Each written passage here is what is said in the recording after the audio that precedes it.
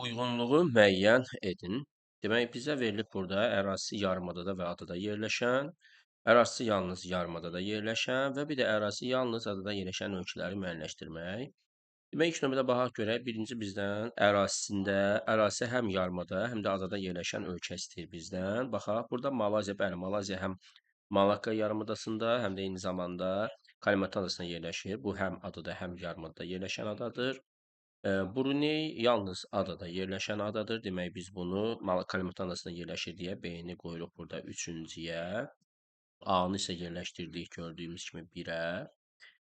Laos bildiyimiz kimi Hindçin yarımadasında yerləşir. Yalnız yarımada olduğu üçün C-ni biz burada 2-yə yerləşdirməli oluruq. Yaponlar da ada ölkəsidir deyə onu da biz yalnız və yalnız demək ada ölkələrinin sırasına daxil edirik və ada ölkəsinə dedik qeyd edəcəyik Yaponiyanı, yəni üçüncüyə qeyd edəcəyik burada.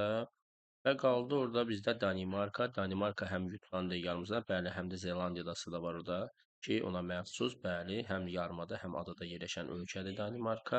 Demək, yeni də biz o zaman 1-ə aid edəcəyik. Demək, burada göründüyü kimi 1-ə A-yı, 2-yə C, 3-ə isə B-D bəndi bizim doğru bəndimiz olacaqdır.